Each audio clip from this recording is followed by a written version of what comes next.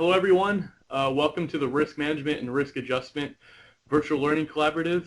My name is AJ. I've been in contact with a lot of you over email so far, and I'm the project manager over here at the Safety Net Advancement Center at the Arizona State University.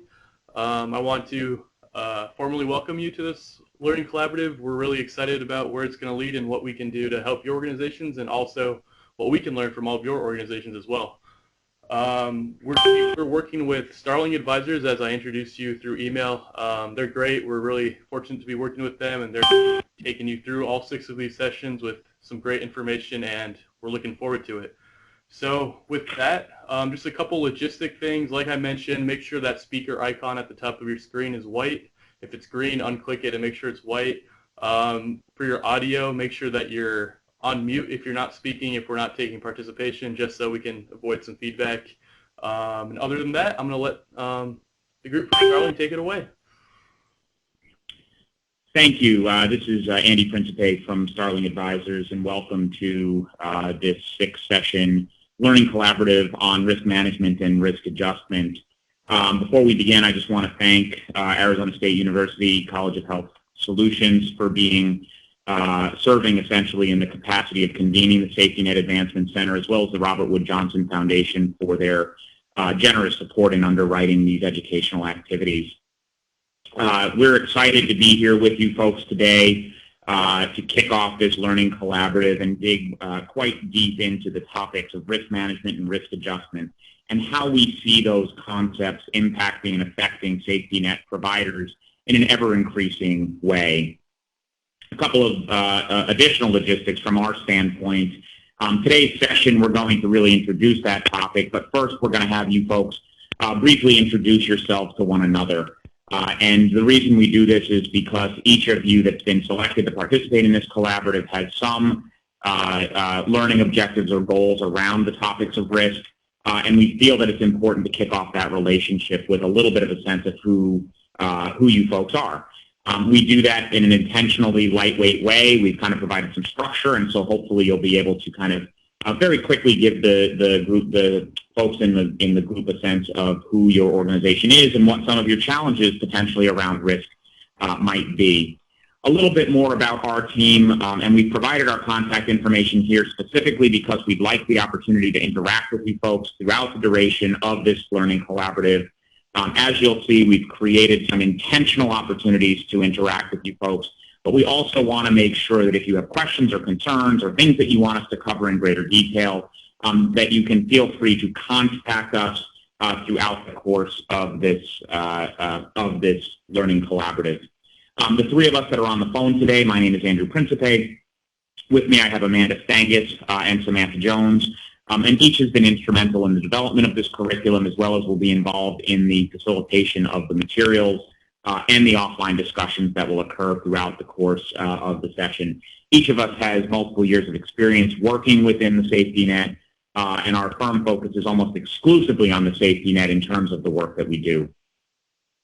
We have quite a bit of experience working in a number of states on these types of issues, so please feel free to utilize this as a resource throughout the duration of this project. And actually quite a few of you on the call are folks that we have experience and know quite well. Just a quick overview of the way in which we've laid out this learning collaborative. As you know, we'll be meeting every 2 weeks on Tuesday at 11 a.m. Central Time. We've chosen Central Time because we have representation from multiple time zones here, so please adjust this accordingly. Today we really get into the meat of how we see risk. What is risk? What does it mean to understand and utilize risk? In the second session, we'll get into much greater detail in terms of how risk is used to essentially allocate funds to various patients that we serve, and the importance of understanding that relationship and how it relates to our compensation. In the third session, we're going to dig into kind of emerging provider models for taking advantage of information about risk to better improve patient outcomes and costs. After session 3, we will be meeting with each of your organizations for approximately 30 minutes. And the reason or the purpose for this meeting is that at the end of the session, in session 6, We'll be asking you to do a brief report out on some of your goals for how to utilize risk, as well as some of the learnings that you had. We'll be providing much more structure in terms of how the group projects will break out. But that'll be an opportunity for you to put some of these concepts into action for your individual organization to help us understand where we have and maybe haven't met your learning objectives and goals, and also an opportunity to interact with us specifically on some of the problems that your organization is facing. In session 4, we present a case study, and you'll have the most probably intense homework for an individual session after session 4, which is to break down a case study which we'll provide and come prepared to talk about it. Actually, we'll provide the case study in session 3, and in session 4, we ask you to come prepared to talk about it. We've intentionally tried to make this a rich learning experience with some take-home homework that we hope you will not find to be overwhelming. Week to week, we ask you to spend about 15 minutes just providing some thoughts and considerations for the material that you learned and provide some feedback to us. So we hope that that's a fairly reasonable ask. The case study will ask you to probably spend about an hour with your group, maybe a little bit longer between those 2 sessions. And then the final project should really take no more than 2 or 3 combined hours over the course of time. So while we very much look forward to and find for the groups that participate that it's very rewarding to spend some time outside of the actual learning collaboratives to put this information into action, we also want to be very respectful to the fact that you folks have day jobs and that we did not want to overwhelm you with work throughout the learning collaborative. Section 5 will be a more advanced look at how risk adjustment is utilized in financial risk management. And as we mentioned, Section 6 will be an opportunity to come together and kind of examine our shared learnings. So, as I mentioned, in today's session, we're going to start off with the respective organizations giving a very brief introduction to their organization, perhaps some of the challenges they face and what they hope to learn from this learning collaborative. Then I'm going to take you through some slides that kind of set the stage for the rest of the session. An examination of really what is risk and why is it important to the management, increasingly important to the management of safety net organizations going forward. We're going to take a very brief look at some of the basics of health insurance that really kind of drive the need for us to better understand risk. That's going to tee us up for the next session in the course, which really gets into some of the details of how health insurance organizations assign financial resources to various patients. And then you have about 3 questions, and as I mentioned, really about 15 minutes of offline thinking that we'd like you to respond to between this session and the next session. One last note before we start the introductions that I forgot to mention. We want this to be as interactive as possible. There will be times where we'll stop and actually specifically ask if you have any questions or comments. We will also not be afraid to, we've read your applications for this collaborative, and we're not necessarily afraid to stop and kind of call on some of you to provide some insider thinking as to where your organization may stand as it relates to some of these topics. But just a few kind of ground rules for that. If you chat to everyone or to the moderators, we will respond to those in line with our presentation as efficiently as possible. You may also just interrupt us over the phone if you have a pressing question or comment that you wish to discuss. And with that, we are going to turn to you folks to spend just a couple of minutes each to introduce your organization. We have chosen in this collaborative to go in alphabetical order, and there are 8 organizations represented. I believe most submitted I think it was 3 slides that we asked for, but if you have not, we'd still like you to introduce yourself and provide us with a little background on who you are. So with that, do we have a representative from the DC Primary Care Association on the phone? Hi, yes, this is Tricia Quinn from DCPCA. Hi, Andy, how are you? I'm good. How are you? Good, good. It's nice to hear your voice. For other folks on the phone, Starling Starling Advisors has been trying to help us work with our community health center network around clinical integration and potential ACO development, et cetera, for what feels like several years by now. So we know each other from that work, and I was very glad to see that you were going to be playing the role you're playing on this collaborative, because we've had a great experience with them.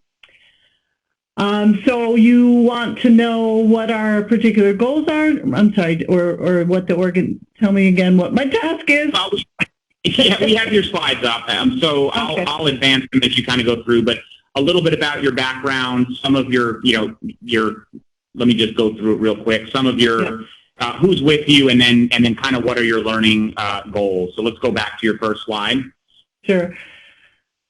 So we are the Primary Care Association funded by HRSA to work with the District of Columbia FQHCs.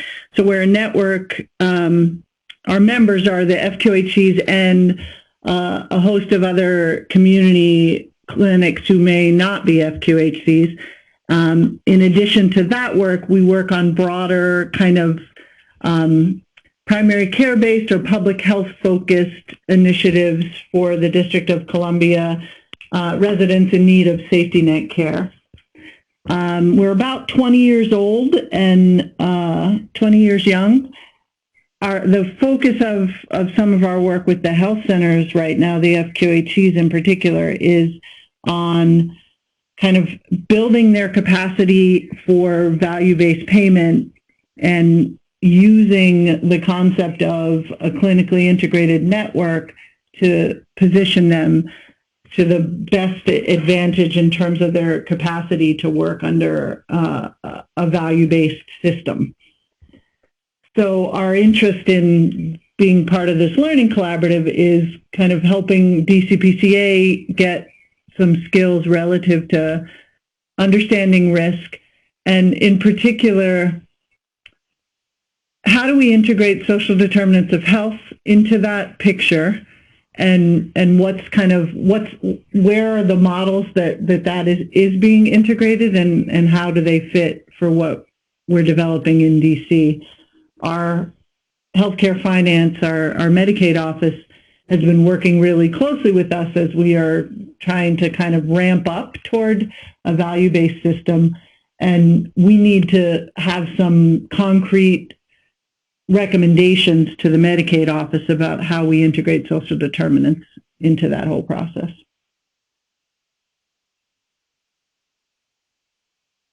And you have with you your Director of Health Center Quality, correct? Gwen is not with me right now, but she will be part of the project. She had a funeral to go to, but yes. Okay. Great. And you mentioned kind of your goals, which are here in the slides, so folks can just see. And thank you, Tricia. I think certainly we're glad to have you here, because we know we actually know quite a bit about some of your projects, and certainly see how this fits with the work that you're doing. So thank you. Thanks for the opportunity. Next up is the Lake County Health Department and Community Health Center. Do we have someone from that organization on the line? Yes, hi, Kim Burke, Director of Managed Care. So we are the local health department just outside of Cook County, which is where Chicago is based. We are the county, just to the north of that. And not only do we do the local health department services, we also operate 9 FQHC sites, which serve about 45,000 Lake County residents. We have 10 different community mental health center sites, 3 different substance abuse sites, 2 of those being overnight. And all of our Medicaid population just went into mandatory managed care with the last population moving in early 2016. So we are challenged with working with the Medicaid managed care companies that operate in Illinois.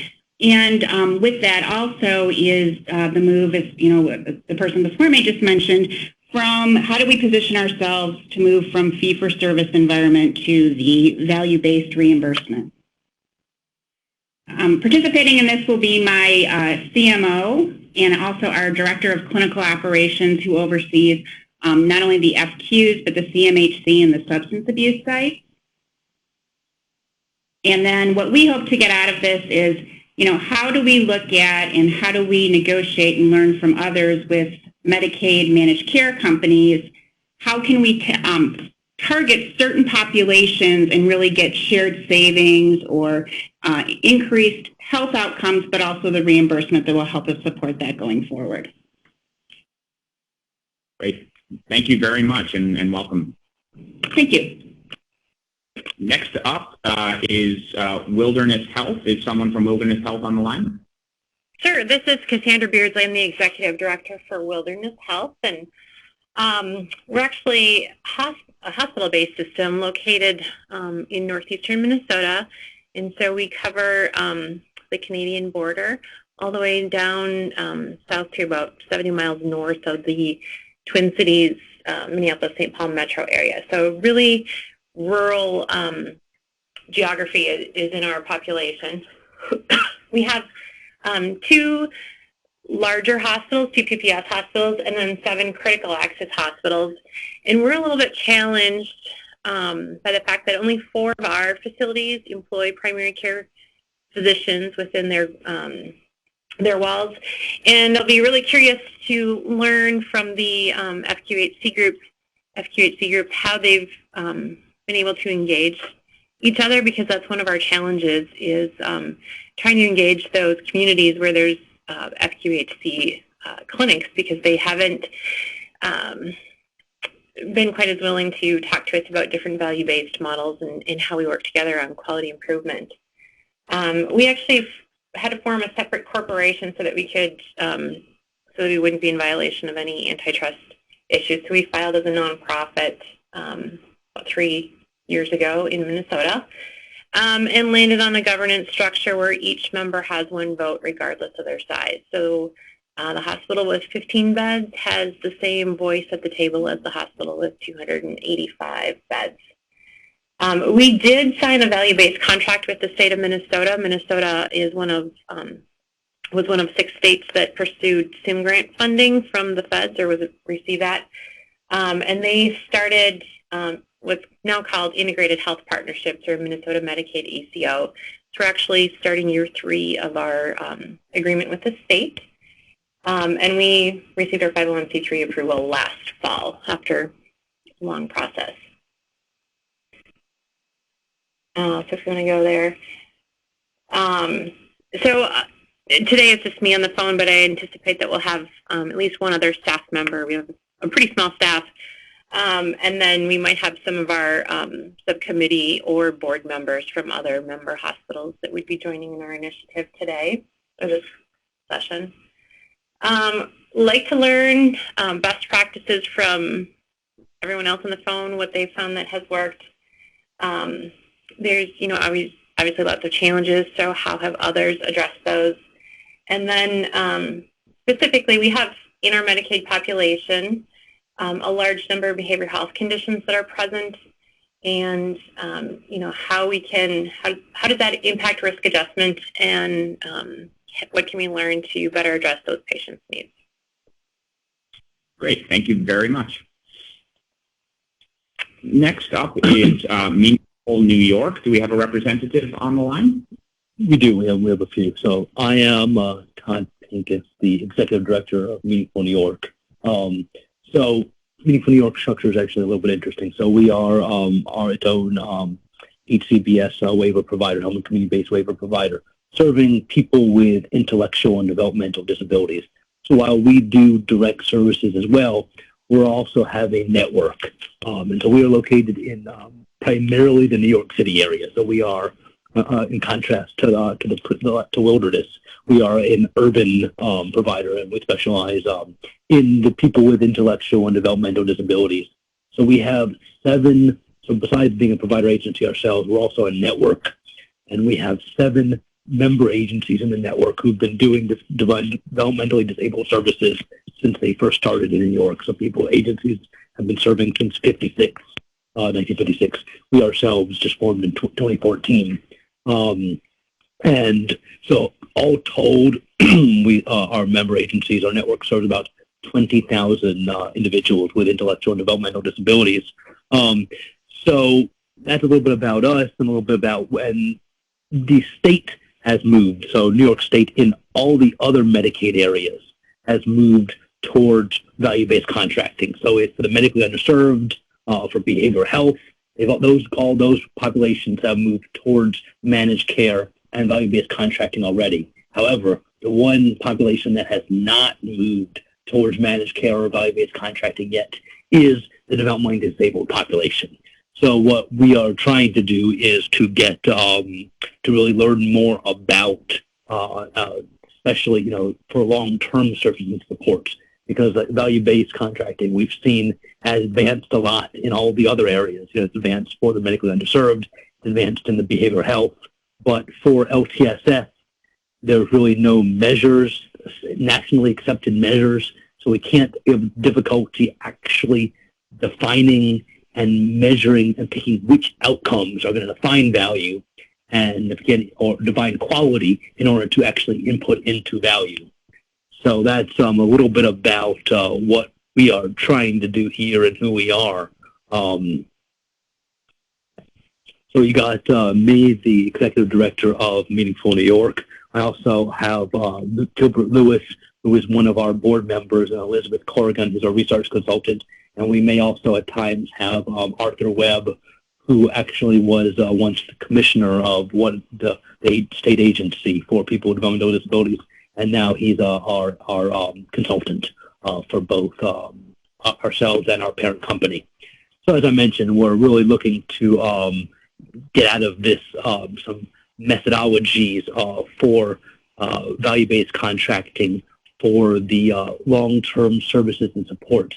So where I think everyone else on the phone may be looking primarily at what we call, the acute care sector, we're looking at the long-term care sector. So it's a little bit of a different focus where the field, I guess, nationwide has not advanced as far. So we're trying to actually move the ball a little bit down and try to see if we couldn't get, what are the measures we would use and start to actually come up with try to come up with the methodologies. At various times, we've worked with the state to try to actually advance value-based contracting and try to actually get some simulated contracts with them for our population. But sometimes our thinking was a little actually ahead of the state.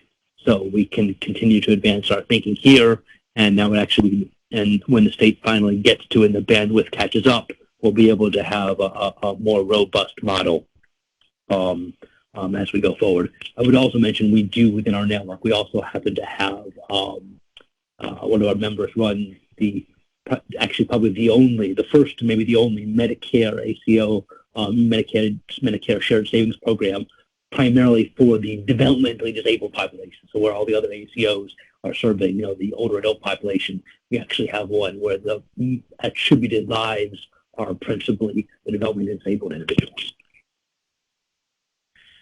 Welcome and thank you. I appreciate that introduction. It's nice to have a group that's looking at a very different, perspective coming from the long-term care space. And I think, I really hope that we can help integrate. That one too. Okay. Next up is Northern Nevada Hopes. Do we have a representative from that organization? Yeah, hi. Good morning. Good morning.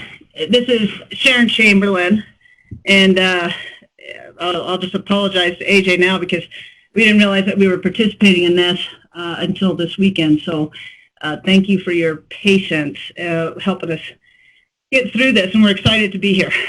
Northern Nevada Hopes, we were founded about 20 years ago, and we started out as an HIV/AIDS organization, Ryan White funded. And with that kind of funding, we had a lot of, wraparound services that we provided to the population that we served here in Northern Nevada.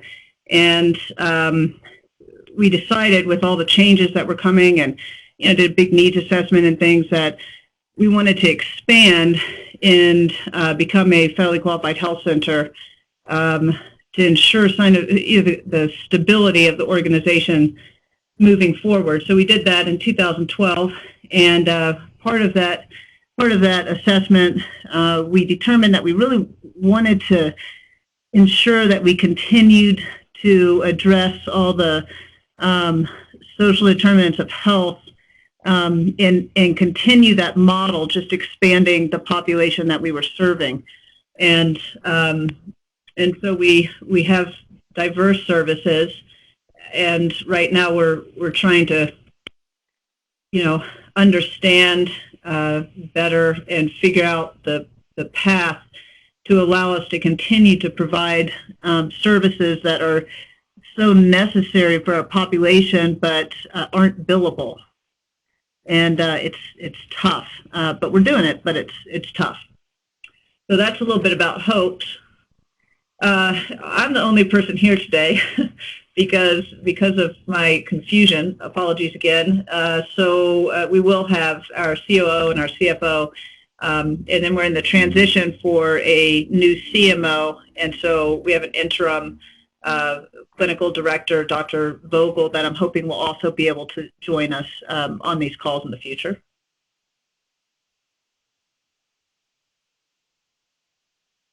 Bear with me, sorry. There you go. Yeah, this is what we are excited about. We're being approached from a lot of, we just added a couple of new managed care Medicaid providers to the pool in Nevada, so we're being approached pretty aggressively with some contract pieces moving towards value-based payer model. And we don't want to make the wrong move. We're being, approached by one of the hospitals to join an ACO. Anyway, everything's just happening kind of all at once. And so I think the main goal for me is to figure out, how to enter into and make the decisions about who and how we partner to ensure that we're sustainable, down the line, especially with our integrated model. Great. Well, welcome and thank you. Thank you. Okay. Next up is Iowa Health Plus. Do we have someone on the line? Yep. Good morning. This is Aaron Todd with Iowa Health Plus and Iowa Primary Care Association. So Iowa Health Plus is a clinically and financially integrated primary care network owned by 11 of Iowa's FQHCs and the Iowa Primary Care Association.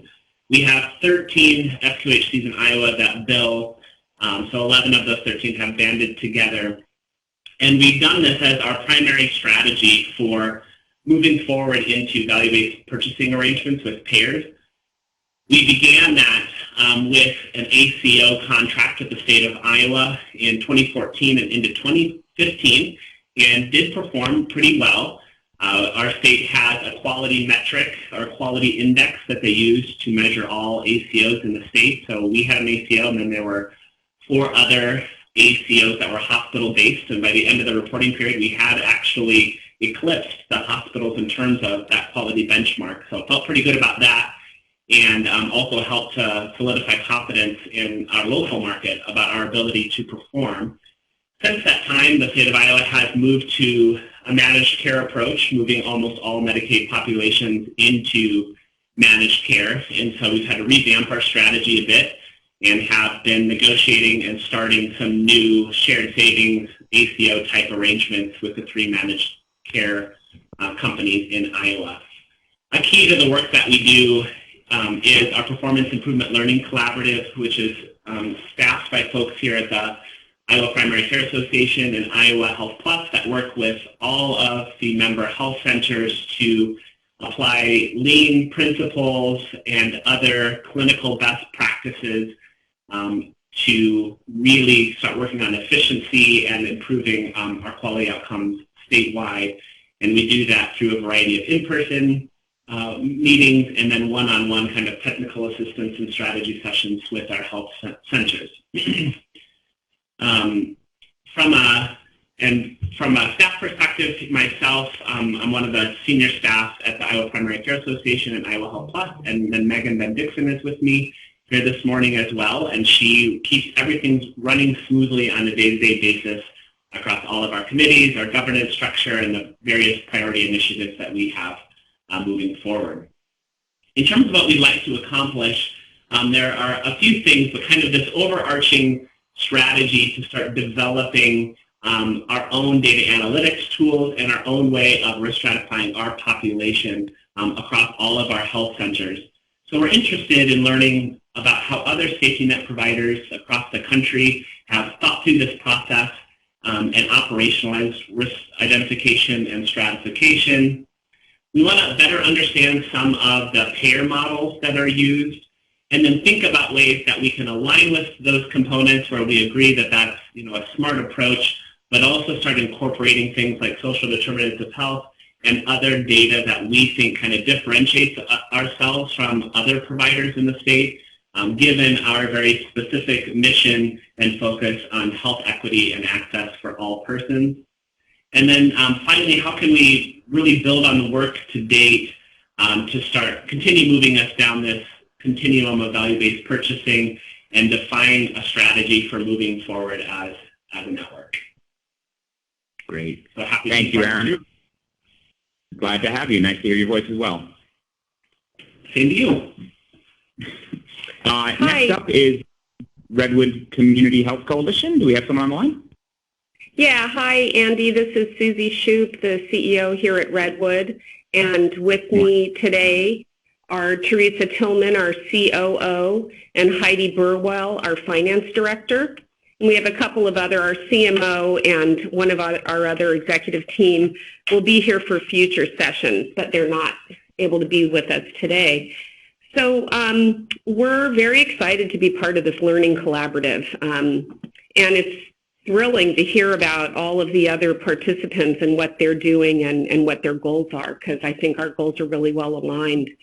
We're a network of community health centers, primarily FQHCs, in 4 counties in Northern California, just north of San Francisco. So we have a combination of urban, suburban, and rural populations in our network. We serve a little bit over 200,000 patients, and what else can I tell you? We have a very mixed patient population. You can see there some of the demographics. So, we serve them in an FQHC setting predominantly, although we have some non-FQHC health clinics in our network. And we do a number of programs to support the health centers. But what I guess for purposes of this conversation, we have some experience with taking on risk. So we have both an accountable care organization that a few of our health centers are involved in, and that's a more recent project, but we've had a much longer term project. California is in mandatory managed care for Medi-Cal, and we've been involved with our local health insurance company now for a number of years in one of our counties where we have taken on a primary care risk and have a value-based, I guess you would call it a value-based contract. We also run our own performance improvement plan that incentivizes the health centers in that network to make quality improvements. And we do a broader quality improvement collaborative and effort and have for many years with our health centers across all 4 counties. So that's a little bit about what we do. And Teresa Tillman is our COO, and she's going to talk a little bit more about some of our specific goals, which I think really mirror the goals of a lot of the folks who have already spoken.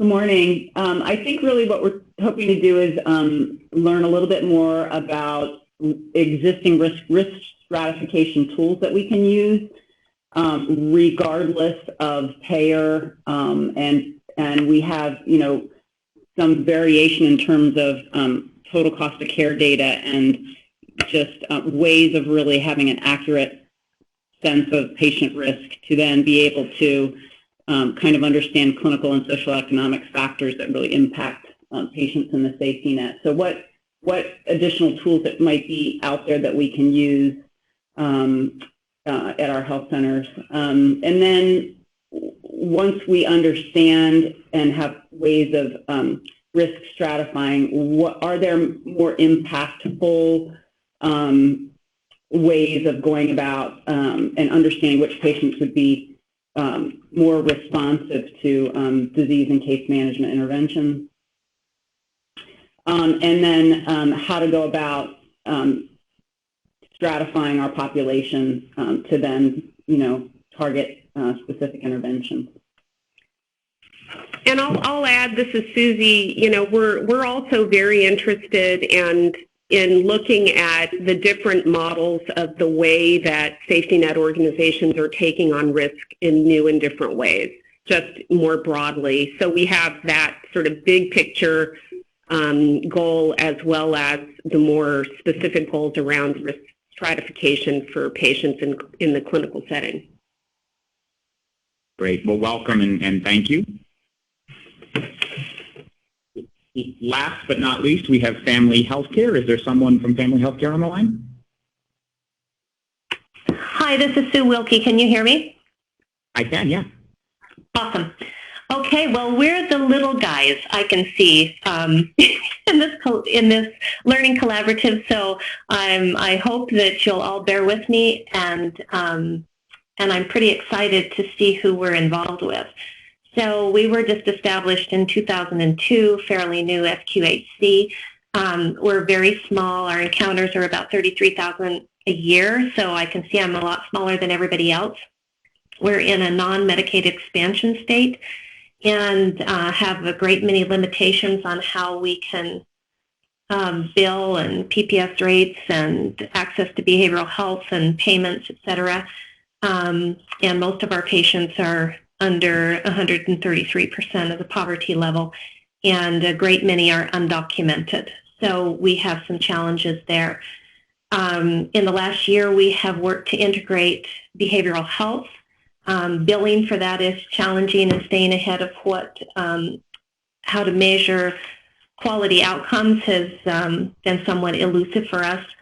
And we've just started care management in the last 6 months or so, and really finding that to be challenging in what insurers are expecting from us to receive payment and quality measures and such. So we're finding some challenges there. Things that I would hope to learn. Right now, I'm the only one on the call. I'm the quality director, and but we have CEO and CFO that are also working on this same area. And then the challenges, what I'm hoping to learn, and I can see the questions that each of you have posted, are a great many of the things that we're working to do is to just stay even and hopefully a step ahead of the changes, so I would know what to anticipate so that I can develop data extraction and reports that would help us make our case for reimbursement and for showing our quality outcomes. And one of the big challenges that we're finding in care management, or even patients understanding insurance or understanding the agency understanding the risks that we face, is just communication in that triad, the patient, provider, and the insurer. And and we have a great many patients. We have 1,000 patients that have over 8 visits with us in a calendar year. And for us, that's pretty high. And so I just looking for suggestions and ways and wanting to learn how you mitigate a high-risk, high-utilizing type of patient when our reimbursement is low. So those are some of the things. And so if you're okay to have the little guy in here, I'm excited to participate. Absolutely, and welcome. And I think these lessons are equally important for small individual F2HC participants as well as some of the networks that you heard from today. So thank you all. It's extraordinarily helpful. I know it takes some time. It's extraordinarily helpful to know who's on the line and kind of where you're coming from. We do adjust some of the week-to-week lessons as we go, really around your interests and your feedback. So taking the time in this first session to get to know one another, not only, we hope helps us make sure that we meet your needs, but also gives you an opportunity to find some folks who may be doing some things that might be able to help you in your journey.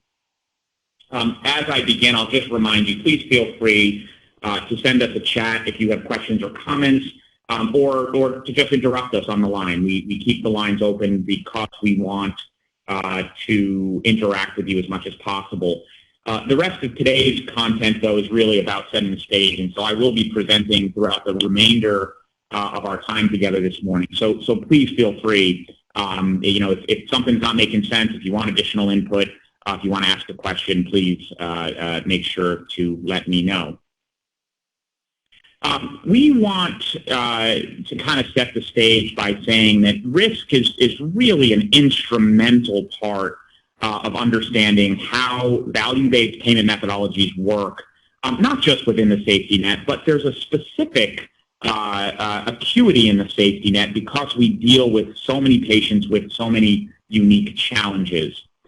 Risk really is kind of an undeniable force that impacts the economics of healthcare in really some pretty profound ways. And we're going to explore essentially how that works. What we typically like to say is that kind of the ability to harness risk data and use that to describe our populations as they stand today, as well as the work that we do to essentially manage against or try to mitigate those risk factors, and the outcomes we can produce are in many ways the story of the importance of the safety net. If we were much better or stronger at describing the avoided negative outcomes that we help prevent, I think we'd have a much stronger leg to stand on when it came to justifying really having whatever payment methodology we wanted.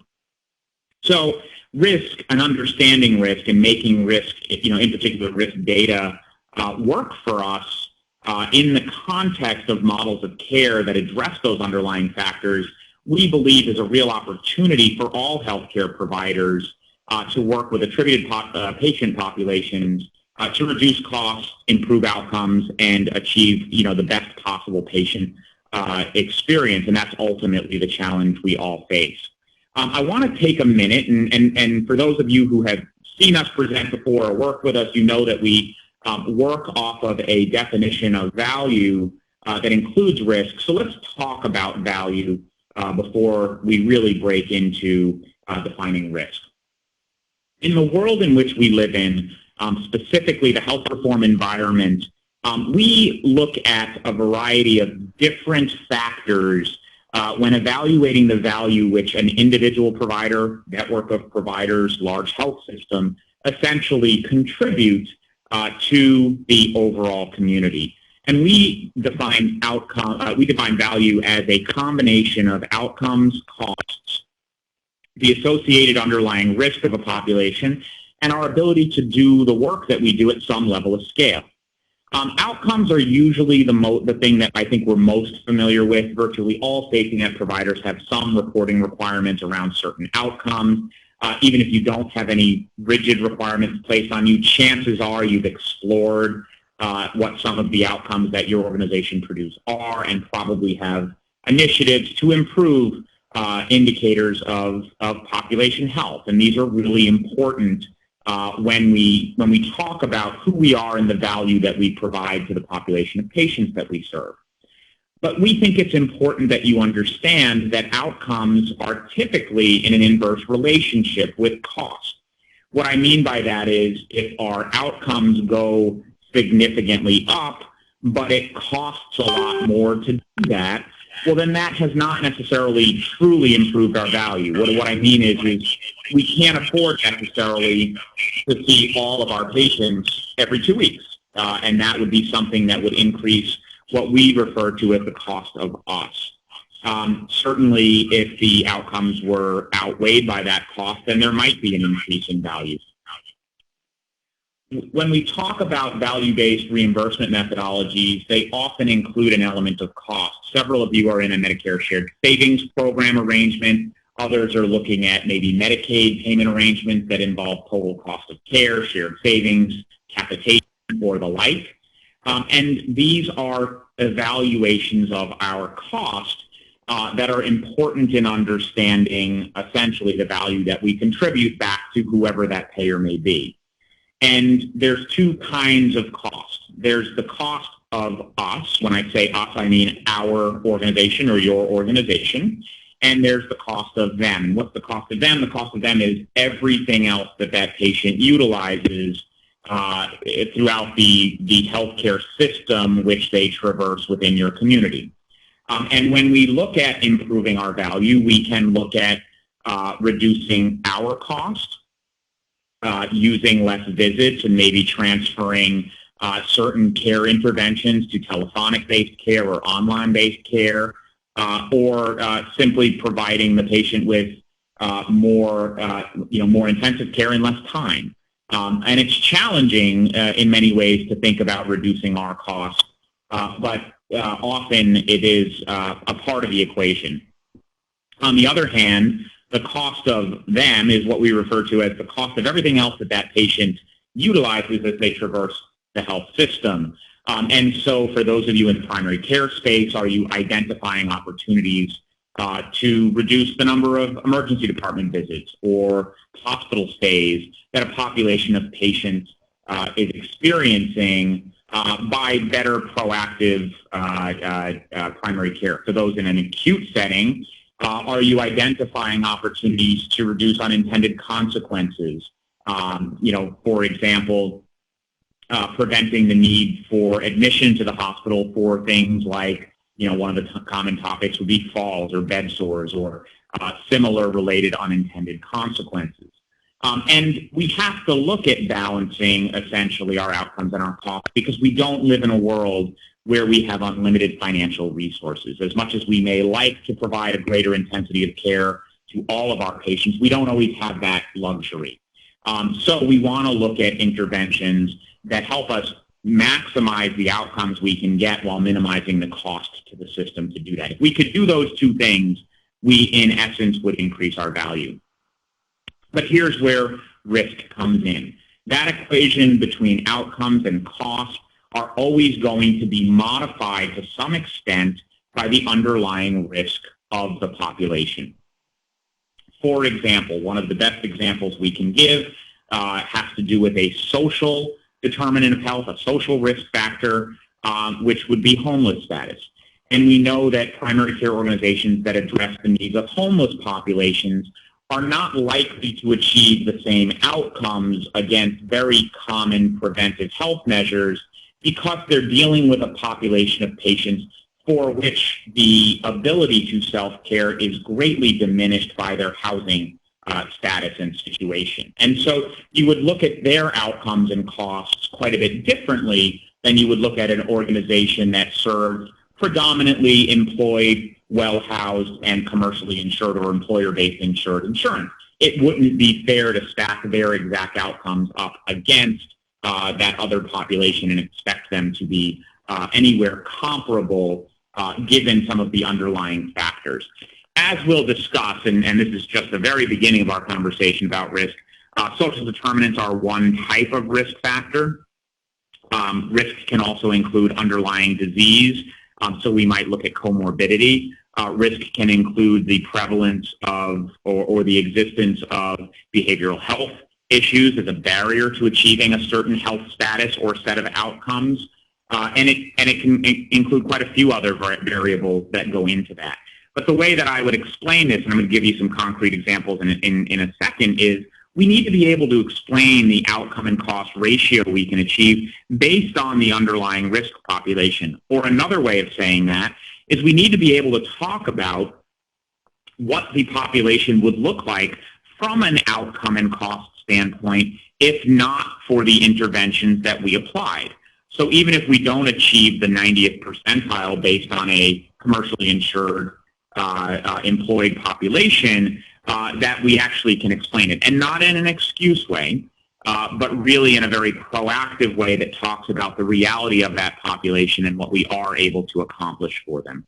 And then the last factor is scale. So we may have the best outcomes. We may be able to deliver them at the lowest cost. And we may be able to handle the riskiest population of patients imaginable. But if our payers want us to take on one more patient and we don't have capacity to do that, our value to them is very low. We shouldn't expect necessarily to be able to get a great new contract because oftentimes the payers that pay us are looking for us to take on more of their patients. And this is particularly true in a Medicaid expansion environment and particularly true in a managed care expansion environment, where if we want a contract, oftentimes we are negotiating on our ability to take on more patients and do so in a very efficient way that allows us to achieve the same outcomes, costs, and risks. Another way of saying or talking about scale is to say that we have efficient, repeatable processes that allow us to attain a certain set of outcomes at a certain cost for a certain population with certain risk factors. So that's something we'll want you to think about as we go through this learning collaborative. Before I define risk, I'm going to stop really quickly and see if anyone has any questions or comments.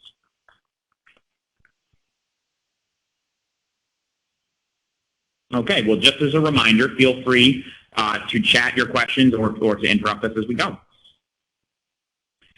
We're going to start with a basic definition of risk, and this is a very kind of insurance-centric definition, which I think is valuable in starting to understand these concepts. And risk is defined as the chance of loss, the degree of probability of loss, or the amount of possible loss to the insuring company. Not a very warm and fuzzy perspective on things. So the way in which insurance companies typically look at risk is the likelihood that they'll have to pay for something based on underlying factors within the population. So we're going to explore a couple of important concepts related to risk as defined here. The first is, can we use data and information to predict the cost of caring for a patient or a population of patients? The second is, can we identify patients whose risk factors could be better managed? Are there things in that underlying population that we can proactively manage to reduce the chance of loss, as described in the definition above? And therefore, can we intervene better or differently if we understand risk, thus preventing that loss?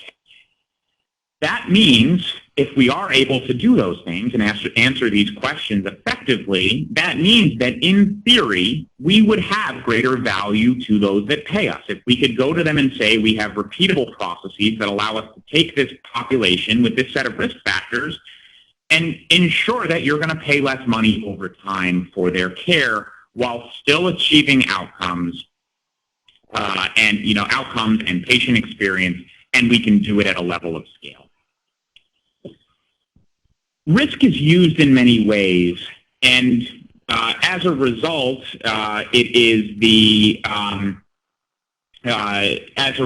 can often be very confusing to organizations. In fact, one of my biggest complaints around the kind of mutual conversation between insurance organizations and provider organizations is that oftentimes risk is used almost to confuse us.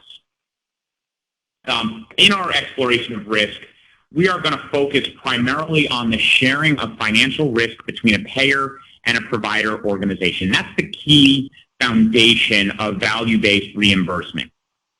In our experience, many safety net providers have limited exposure to the management of risk in that way. In fact, several of you, because of payment methodologies that are essentially guaranteed, actually have very limited financial exposure to the losses associated with the population that you care for. But part of the reason we believe you have interest in a learning collaborative such as this is you're starting to see both some pressure to maybe engage in different ways around value-based reimbursement concepts, or frankly, a desire to do so because you see an opportunity for it to liberate some of the restrictions that our historic payment methodologies have placed on us. I heard someone say in the introduction that they've got some great things they could theoretically do for their patients, but they don't know how to get paid for them, or they aren't currently paid for them. There are a couple of risk concepts, and we want to address them, but then also, make clear that we are not necessarily going to be focusing on these areas. There's things like the distinct clinical risk of developing a preventable chronic disease, and this is important and certainly something that kind of tangentially factors into this conversation, but we're not going to be looking at, for example, progressive disease states like metabolic syndrome developing into diabetes. That is certainly an important concept. It is certainly an intervention that you may consider when thinking about your value-based reimbursements, but we're not going to be looking at that type of risk specifically. Now, again, if you have questions about some of those things, we're more than happy to speak to you and address those as well. A couple of other areas of risk that we're not going to explore quite as directly are risk related to safety, risk of falls, bed sores, wrong site surgery. Again, those may be interventions that you apply to address the chance of loss and therefore a value-based reimbursement methodology. But we're not going to talk about specific risk management programs necessarily in some of those areas. We're also not going to talk about a risk management program as it relates to medical malpractice. We encourage every one of you to, engage appropriate guidance in those areas because those are important concepts, but that's not the type of risk we're talking about. We are exploring specifically the sharing of financial risk between payer and provider organizations and the way in which we have to use information about the underlying patient to modify the care that we deliver to those patients. I'd like to start with an example that is very near and dear to my heart. I started my career working in a multi-specialty clinic that focused all of our attention on people living with diabetes. When the NCQA released its first recognition program for the care of people with diabetes, my boss, the chief medical officer, decided that we were going to be the shining star for the nation and the world in terms of our care for people with diabetes as evidenced by the outcomes associated with this population. Most of us are familiar with the A1C test. It's one of the most commonly used measures of clinical outcome. And if you are not familiar with it, lower is better. And it's a measure of how well controlled a patient's blood glucose is, which is a critically important predictive factor in determining if that patient will have secondary complications of their diabetes. So things like retinopathy or blindness, things like chronic kidney disease or kidney failure, even potentially amputation. So to manage a patient under an A1C of 6 is excellent, under 7 is very good, and anything above 7 starts to increase the potential risk of secondary complications of the disease. So lower is better. And in looking at this very simple table where we have two practices, both evaluating their average A1C for the overall population of people with diabetes, we may immediately jump to the conclusion that practice 1 is doing a better job of managing the population health of the patients that it serves. And this is the conundrum that I was in as a data analyst in a diabetes organization that wanted to demonstrate that we were the most effective in managing the care of people living with diabetes. Is our average A1C was not as good as we had hoped and not at the 90th percentile.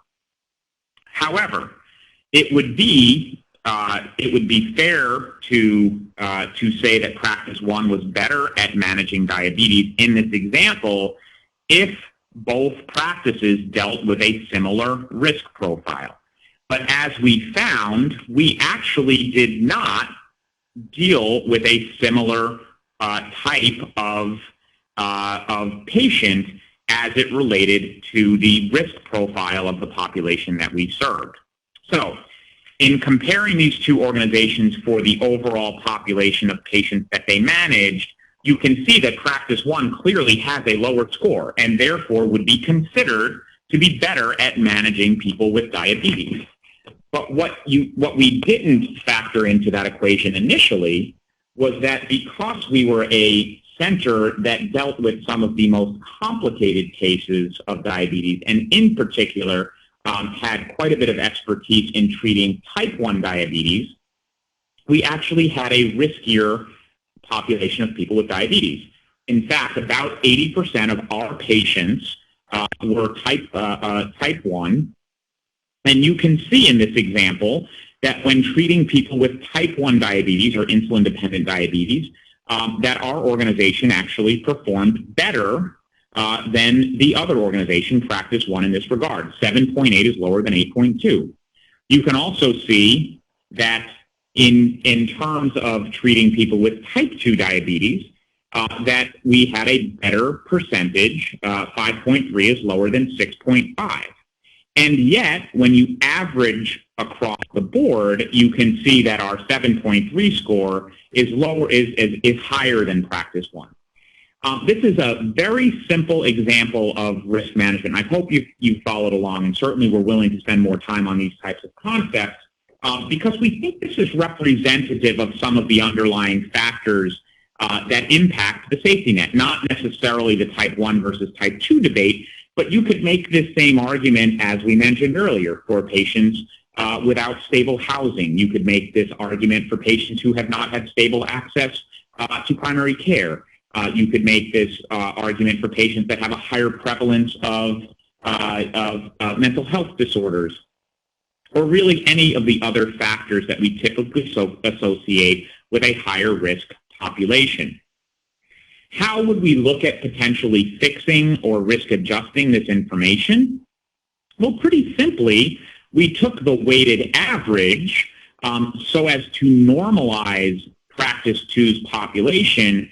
And what you see pretty quickly is that if treating the same percentage of type 1 versus type 2 patients, that in fact its average A1C score would be quite a bit lower than Practice 1. Again, we've tried to make this as simple as possible. We understand that it can be fairly complicated, but we wanted to try to give a real-life example of where risk can impact the perception of a quality score. And we believe strongly that the safety net needs to understand this whenever explaining the outcomes that they achieve in context of the underlying risk factors of the population that they serve. I'm going to pause and see if there are any questions or comments before I move forward.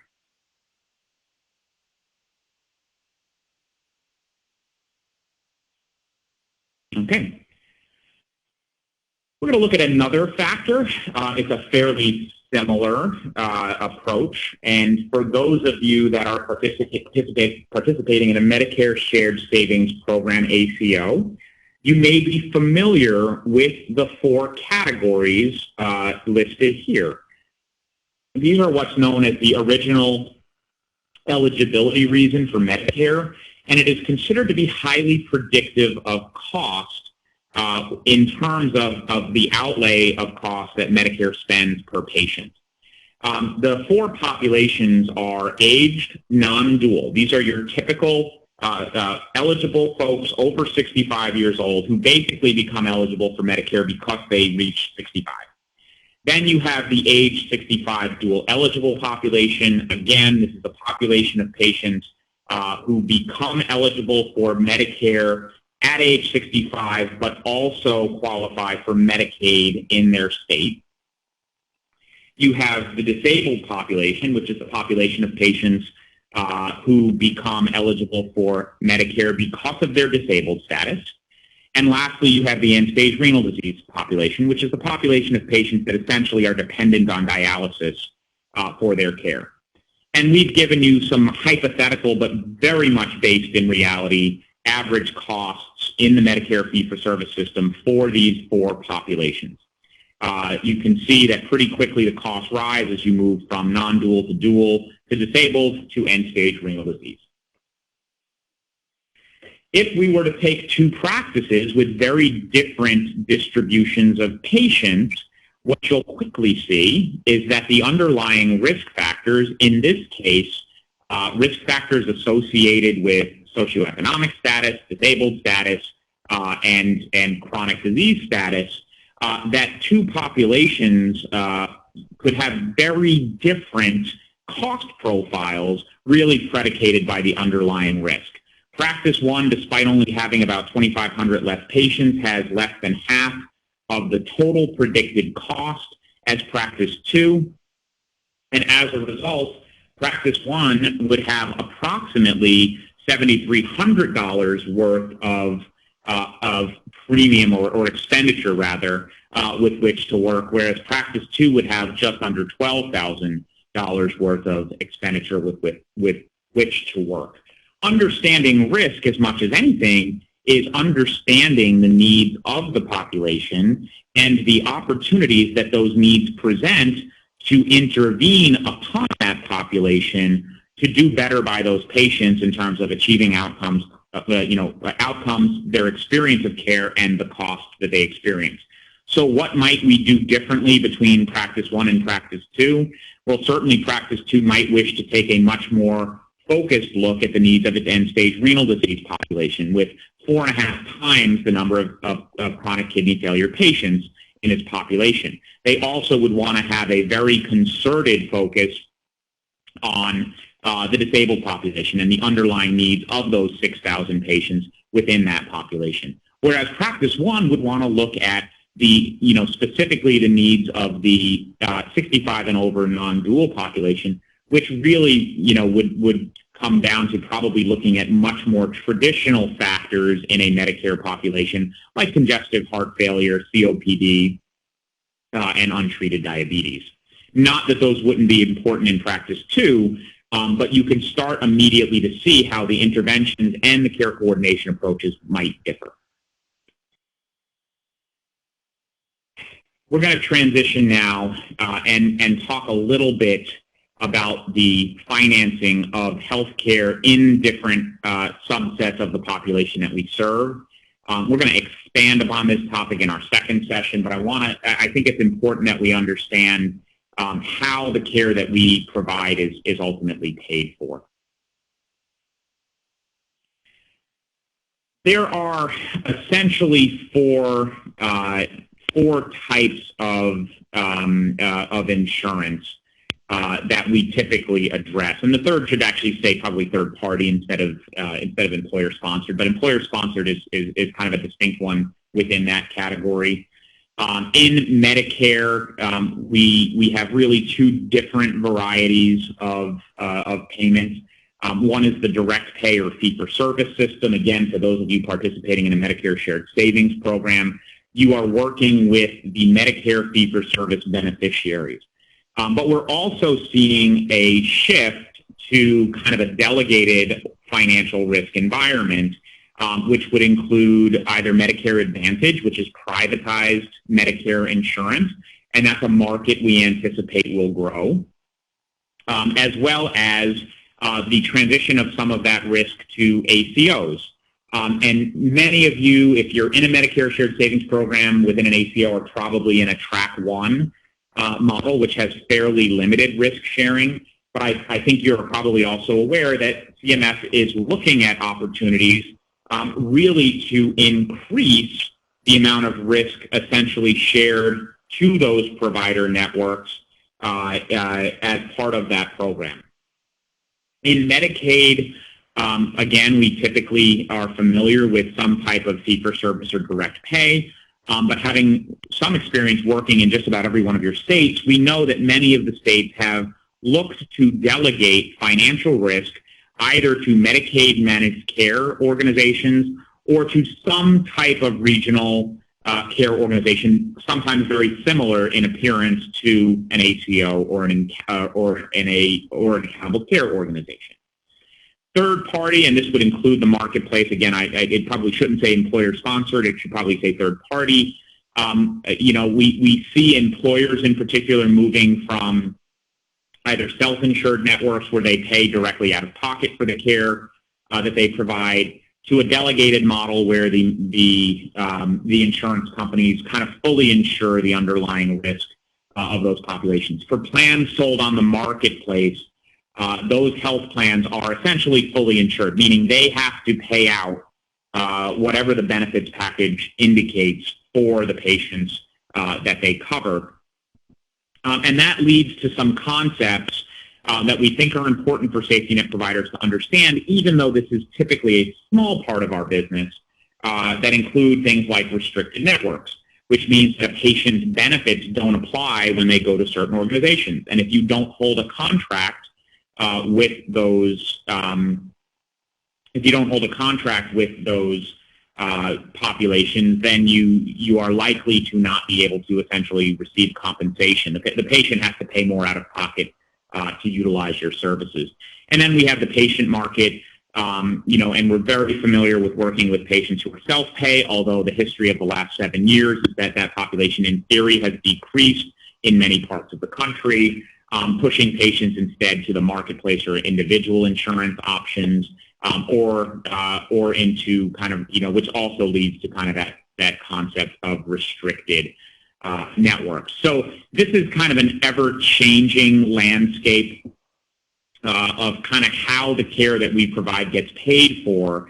And as we see increasing movement from direct pay to delegated, there are more opportunities for providers of all types to engage with payers, essentially to help manage that financial risk or that financial liability. We don't necessarily, despite the fact that we will expect the next couple of years to have yet another round of fairly significant changes to how our healthcare system works, we don't see that trend changing. Government at all levels is favoring organizations that can help them manage financial loss and financial risk. That creates opportunities for the people who provide care to the patients to play within that financial risk to the extent that they see fit.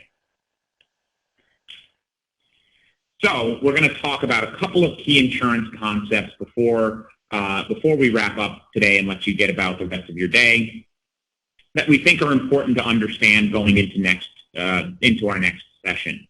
The first is the idea of cost containment. And cost containment is a commonly cited reason to purchase insurance, either an individual purchasing insurance or a state government or federal government purchasing insurance. It limits the out-of-pocket expenditure by fully capitating the insurance plan or product. So, for example, a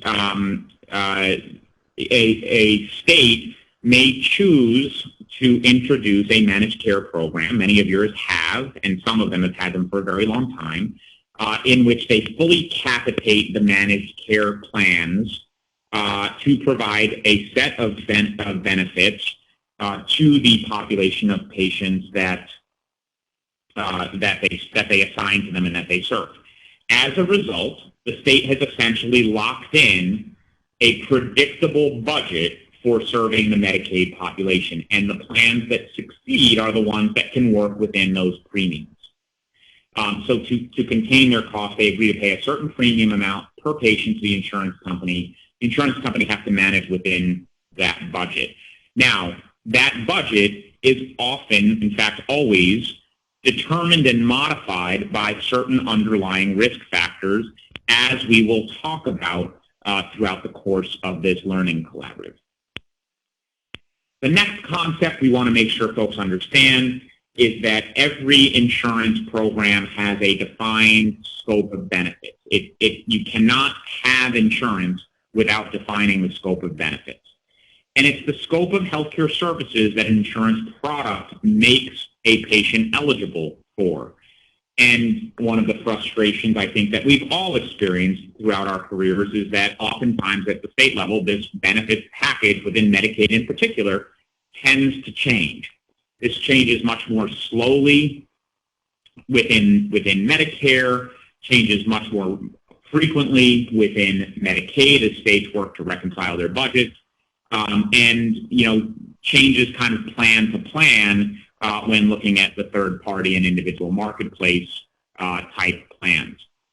Limiting benefits may be one strategy that an insurance company uses to reduce premium and essentially managing cost, but that might come at the expense of spending more in other areas. For example, Medicare has actually over the last several years typically expanded its benefits package to include something known as an annual wellness exam.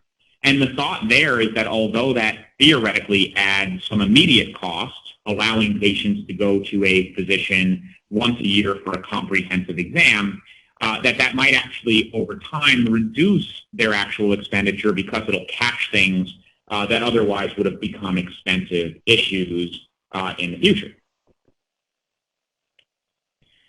Premium is a term that we will use periodically throughout this learning collaborative, and it's a insurance concept that typically refers to the amount of capitated money given to the insurance company to provide the benefits for a particular patient with a particular set of characteristics or risk factors.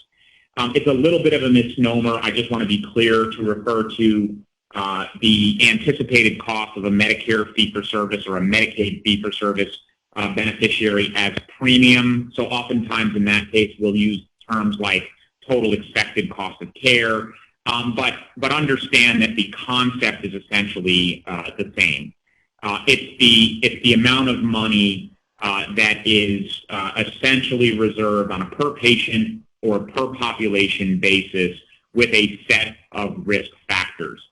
And it's important to understand that the way in which insurance works is that it links precise people to that population to make that determination. It's not unlike uncompensated care pools or reconciliation payments under a Medicaid PPS system or grants, which are not linked to specific patients. It is linked to specific patients. You may hear the term cost sharing. Cost sharing is the amount that a patient must pay as part of their insurance product. And again, this varies quite a bit from the four major classes of insurance. There's a couple of different types of cost sharing. I'm sure you're familiar with all of these. Copays are cost sharing that requires patients to pay an upfront portion of each service that they use. Deductibles are an amount of money that a patient must pay before insurance starts paying for insurance, much more common in private insurance, third-party insurance than in public insurance. And then, Medicaid, as we know, typically doesn't have copays or deductibles, although some states are, in fact, exploring those as part of their essentially as part of their benefits package. Actuaries and actuarial soundness are important concepts to understand. Actuaries are specialists, professionals whose job it is to essentially predict losses. They look at large amounts of longitudinal or historic data to help evaluate risk and set premiums.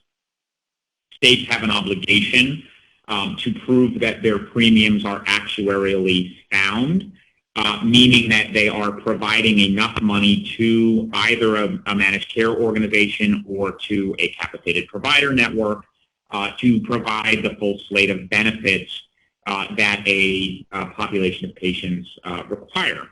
As we're going to explore, we as providers have a direct impact on this process because it is our billing codes and the ICD-9 codes and CPT codes and DRG codes that we submit for a population of patients and I should have said ICD-10 codes now, but it's those codes that are actually typically used to adjust for premium. I apologize. A question came in. It's a question about premium. Is Clara? Do you want to hop on the phone? Hi, this isn't Claire, it's Susie, actually. My question, so the way that you're using the term premium in this context is not like most of us think about premium in terms of what we're paying to purchase our health insurance, but what the state or whatever the big entity is paying the health insurance company to manage the risk for that particular patient? So I want to be clear. It's both. So if you are purchasing, let's say you're purchasing insurance through an employer, the employer is paying a part of the premium and you're paying part of the premium. But at the end of the day, that in theory is the total amount of money that insurance company has to manage your set of benefits, correct? Okay. Yeah. And so if you're very healthy and you basically have an annual physical and a couple of preventive tests and maybe a occasional sick visits, primary care, then chances are the premiums in that case exceed essentially your total costs for that period. Whereas if you end up in the hospital a couple of times and have complicated surgery and a whole bunch of other things, then certainly your costs have exceeded that premium amount. But in theory, the insurance company set that premium such that everybody insured under that contract have paid enough that they still come out ahead. It's no different when it's a government-sponsored insurance product. It's just that it's not typically the patient that's providing that amount of money to the insurance company. It's the state or federal government. Does that make sense? Got it. Yep, that totally does. Thank you. Okay, perfect. In both cases, actuaries are involved to make sure that for the population of patients covered, the benefits package provided, and the cost sharing arrangements within the plan, a level of actuarial soundness. So the state can't give a Medicaid managed care. State can't give Medicaid managed care $1,000 per patient per year and expect $5,000 worth of benefits to be provided to that population. Actuaries are kind of a stopgap in doing that work. And the caution I was making is actuaries are only as good as the data they're provided with for those underlying populations. So as we'll discuss, that has some immediate implications on how we might want to look at our coding and compliance programs as it relates to the patients that we serve. Withholds are not necessarily new, but certainly growing concept within the insurance world. Knowing the managed care system in most of the states, again, that are represented on this phone call, I would say the majority of them have implemented some withholds within Medicaid. And it's essentially a portion of premiums that are held back and only paid upon achievement of a certain event. These could be achievement of a certain quality score, such as a HEDIS measure. It could be performance of health risk screenings. It could be the percentage of the population that receive preventive or wellness services. But I'll give you a concrete example. One of the states represented on this call, I believe, withholds 3% of premiums from the managed care organizations unless the insurance company achieves a certain percentage of those patients having wellness exams and health risk screenings. In essence, it's an immediate value-based component of the payment of premiums to the Medicaid managed care organizations operating within that state, and it has two significant impacts. One, it puts a fair amount of pressure on that plan to itself develop programs that address the state's goals. And two, and probably more impactful for the organizations on this phone call, it heavily incents the plan to go out and find individual providers or networks of providers who are effective in helping that population address those particular interventions.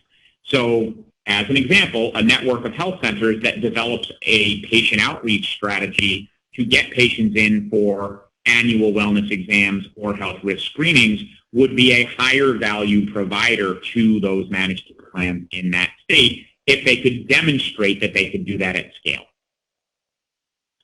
Lastly, is the concept of restricted networks. And I want to talk about this in context of, again, the 4 different types of payers. You typically do not see restricted networks used as a strategy in public insurance, Medicare and Medicaid. And that's because patient choice laws, both federal laws and state laws, tend to prevent restricting where patients may go. Again, that's being tested. There are some strategies that have been put in place to allow plans to test some unique relationships with providers. But as a general rule of thumb, patients in Medicaid and Medicare have the ability to see what we call any willing provider.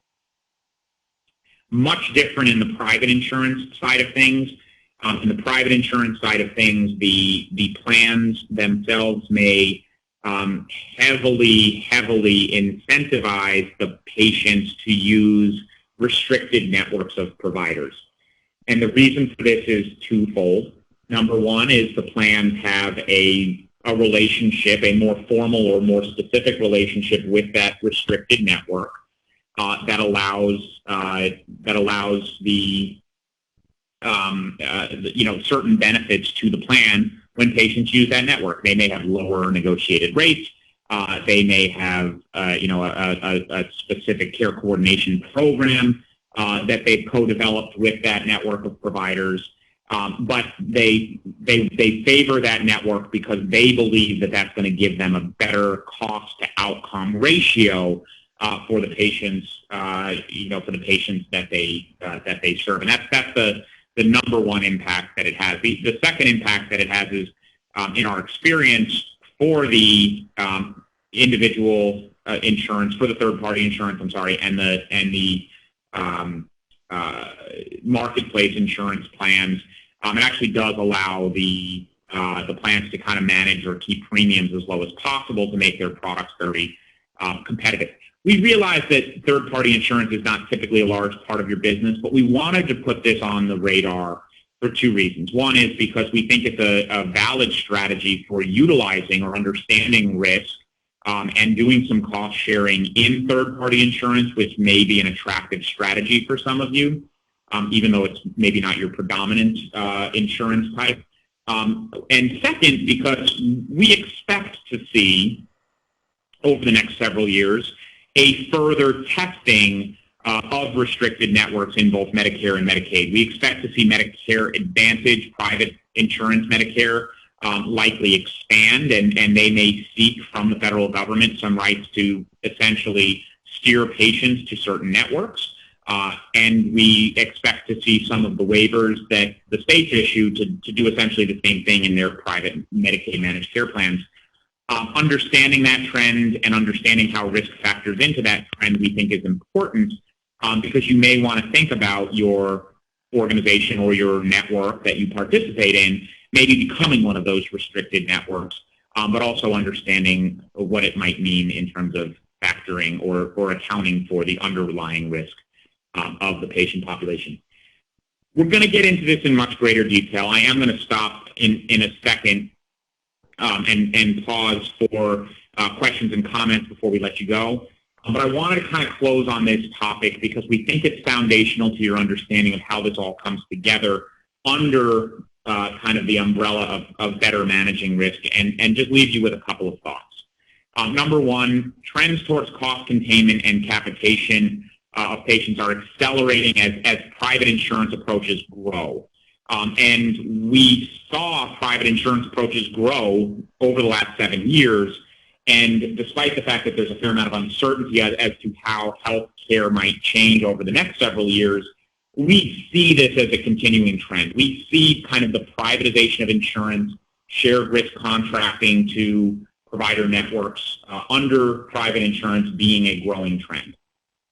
Insurance that takes financial risk in the form of capitation will look for providers who can share in that financial risk. That's the underlying concept here, is that every one of you has some interest in understanding what your responsibilities might be, and therefore what changes to your care delivery models might make sense. Once a capitated premium is set, insurers and providers must seek ways of spending that premium to better address the underlying risk factors. I've given a number of examples, but let's just revisit some of them. If you end up with a lot of patients who have congestive heart failure, you're going to want to find the best ways to keep those patients out of the hospital by keeping them as healthy as possible. That's one example of how providers and payers would work together to address a certain set of risk factors in an underlying population. Under the right value-based payment models, success in managing risk will lead to the right financial rewards for insurer and provider. And this is the critical work that has been undertaken specifically by organizations like the CMS Innovations Institute and the states as they've developed their Medicaid programs and the individual insurance market programs and the Medicare programs, which say, if we're going to get the most out of the healthcare system, we have to better align the financial incentives between government or private premium payers and the provider networks that they engage with, such that we are purchasing more of the good stuff, which typically focuses on preventive care that leads to better outcomes, better patient experience, and lower cost, while also reducing some of the bad stuff, which is the unintended consequences, the use of expensive settings of care for conditions that would have been better managed or prevented earlier, as well as things that theoretically could have been prevented, slips and falls, broken hips, bed sores, those types of things. Before we talk about the homework and how you'll get the homework done, are there any questions or comments that you'd like me to address at this point?